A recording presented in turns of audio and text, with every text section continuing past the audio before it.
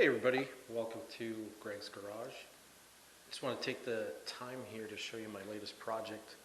It's a 1962 Plymouth Valiant. I picked it up on Auto Trader. A guy was selling it, he picked it up from an estate sale.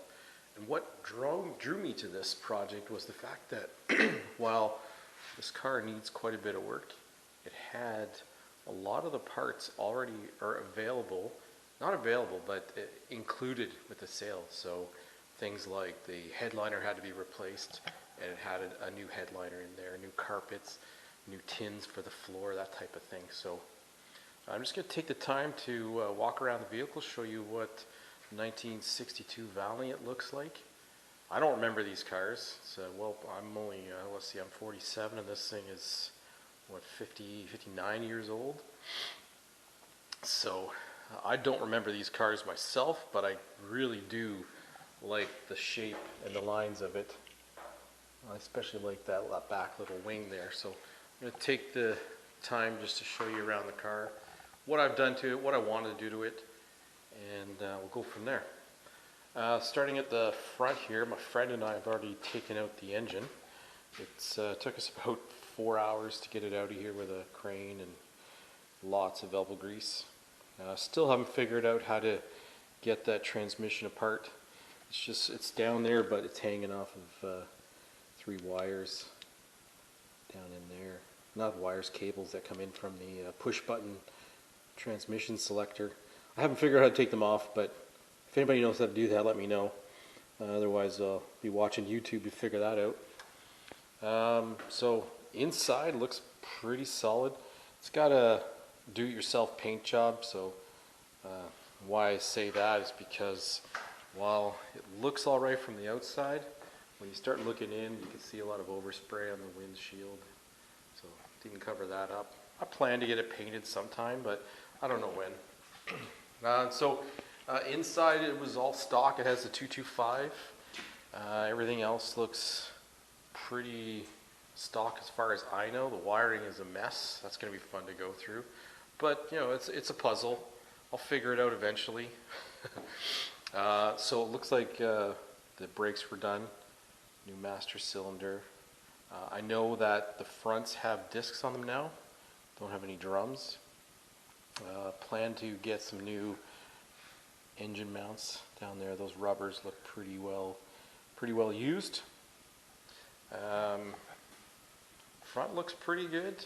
I have all the parts down here, and like I said, my shed in the back, maybe I'll show that on a separate video, but it is full of parts. The trunk of this thing was full of things that were purchased for the project, never got to, extra parts, lots of chrome. I have no idea where it all goes yet. It's gonna be like a puzzle.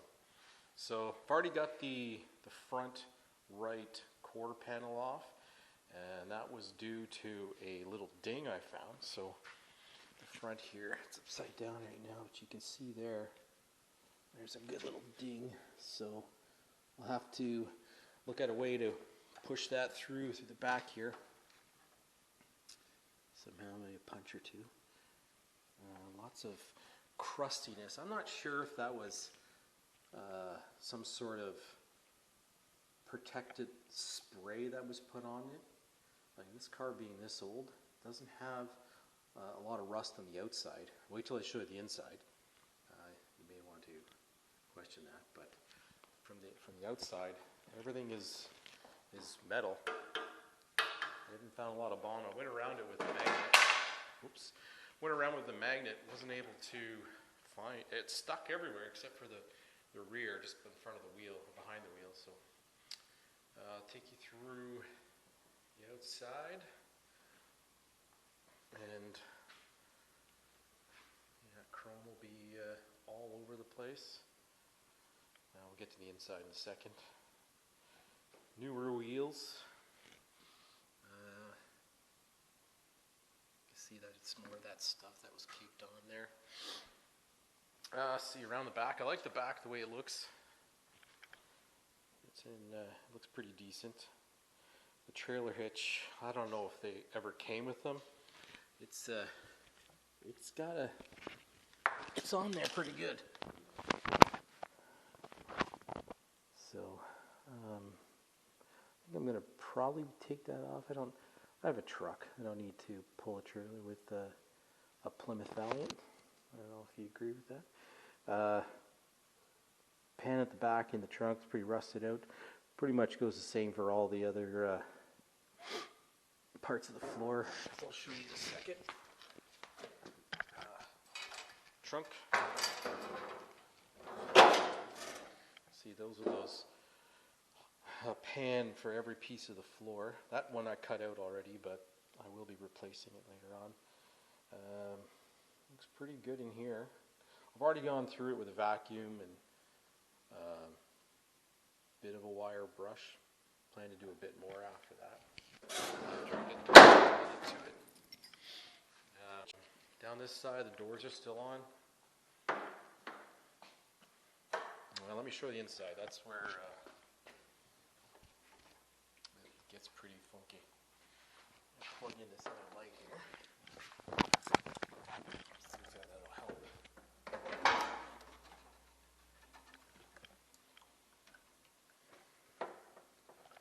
So that was always pretty neat. So over here, the push button transmission. I have to go through that. I have the rest of like I said, all the parts were in the trunk. I've got a whole bunch of stuff. The other dials, the glass or the piece of plexi that was over top of that. A radio, I don't know if it's the original one. The vent cover that goes on that one fan, the glove box and ashtray are all included. Under here, a lever for warm or cold, and I believe these push buttons here were for the selecting the climate control. I don't know how that looks yet, so I'll have to go through that. Over here, no gas pedal, and you can see pretty much the Fred Flintstone car, gaping holes in the floor. Lots to go through here. Here's the back. And then you get into the rear seats where it still looks pretty good. And the part that I already cut out, ready for that first patch. And the front passenger side. Got some holes, stuff to deal with, but it's what I wanted. I wanted to get something I needed to do some welding with, and I got it. Up top, mice were all over this headliner. It was a mess. I had a mask. Good thing the pandemic is happening. I guess it's one positive thing. I had lots of masks to wear when I had to take this, put this off, rip it down. And like I said, I've got a new or a newer headliner in the shed. So we'll go back around. I'll show you where the rest is. I'll get to the engine after. And there's more of the back.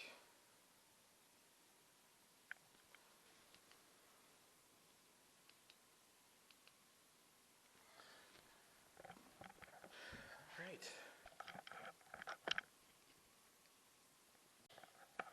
Okay, over to the engine. So like I said, it was the 225 that was in it. I've got this code on it, 220285-7-8. AA, I don't know if you can see that, sorry for the light. AAQO. There's a 12.5 above that number. I tried to look it up, but it's I'm having a little difficulty figuring out if it was the original engine or replacement. Surprisingly enough, as I was tearing it down, it was, and I'm by no means a mechanic, but a lot of the stuff appears to look like it had been gone through already, because a lot of the bolts came off pretty easily. There's where the water pump went. You can see in there. It looks, well, I guess that doesn't help.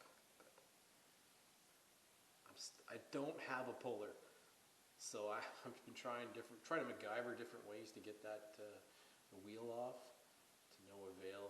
I figured one on Amazon. Gets here in a few days. I can pull that off. Timing cover to come off. Let's see here. Let's see on this side. Fuel pump went up here. It's in pretty good shape. Oil pump, and the distributor goes in there.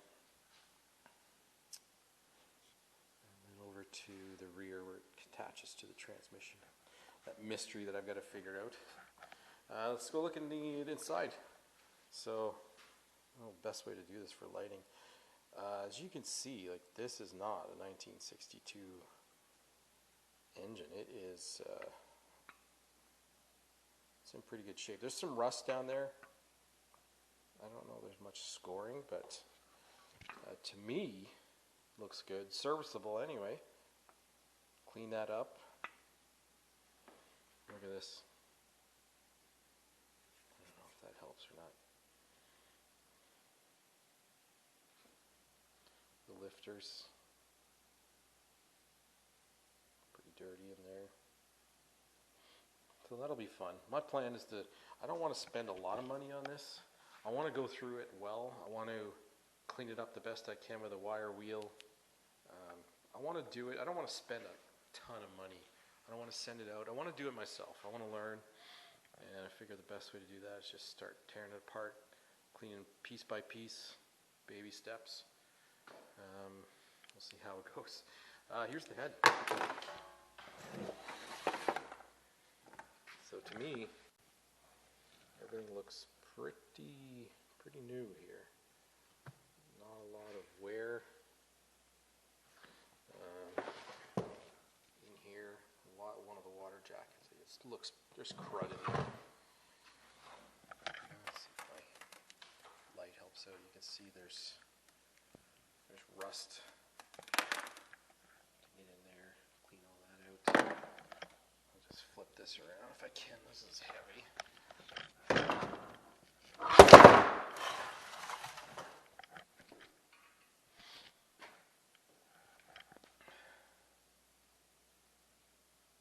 And another thing I don't have is a spring compressor. On the smaller engines that I like to work on, like the snowmobiles or snow blowers, you can push those down by hand, but definitely not doing that with those things.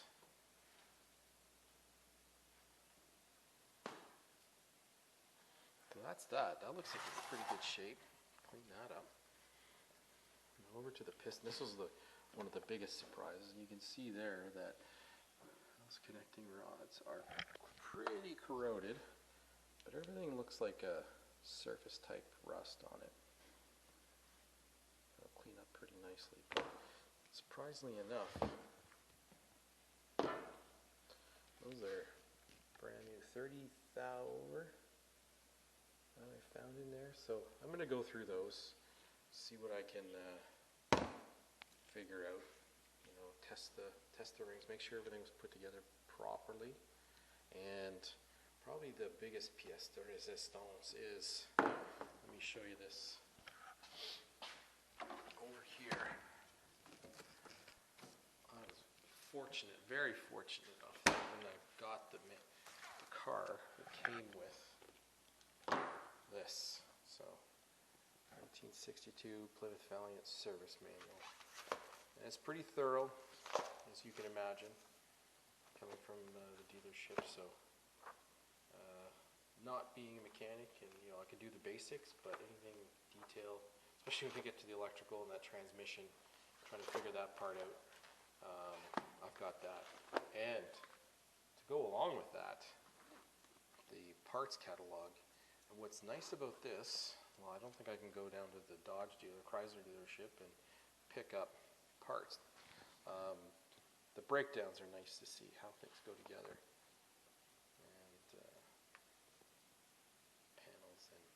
If I have to get bolts, it'd be nice to go through this. So that was really fortunate to be able to get my hands on that thing. Sorry for the shadows.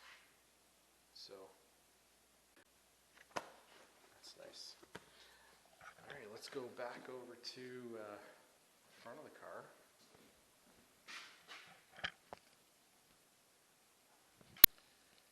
Okay, over here is where I put all the accessories that I pulled off of the 225. So, let's see, everything's sort of got a little, quite a bit of rust on these guys that I'll have to take off and just clean up. But I think those will clean up really nicely. And I plan to use the stock stuff. I'm not going for power yet. Water pump. Turns pretty dirty inside, so I'll have to go over that, see if it's salvageable. Fuel pump, pretty neat. Oil pump, not sure if that should turn freely by hand. I imagine it should. It doesn't at the moment, but go through that eventually. Once the engine's back together and start putting these things on one at a time, I'll take the time to go through those, open them up, clean it up. Carburetor, well, this is going to be fun. I have never seen so many linkages, springs on a carburetor. Igniter, distributor, and I don't know if those are original, but we'll see. Intake and exhaust manifolds. Heavy stuff. As I was pulling it, I thought I could hold on to things with one arm because they came off together. And yeah. Rad pulled it off. Listen to this. You can tell this has been sitting a while. Let's see if I can get that off there. I don't know if you can hear that. That is an acorn. So, critters have been living in this car. Heater core that came off the firewall of the engine there. A lot of the other parts, the alternator and everything, pulleys that I could get off are on here. I'll cover. Yeah, so that's the 1962 Valiant that slowly going to go through over the next little while. Like I said, back there in the shed, maybe I'll do another video showing you all the parts that came with it. Seats were reupholstered, got carpets, the liner, lots of bling for it to put on it, and yeah, so I think I'll end it there. If you want to see more, let me know. Comment whatever you wish. I'll read them all and see if I can get a hand putting this thing together. And hopefully you follow along and see how it goes. All right. See you later.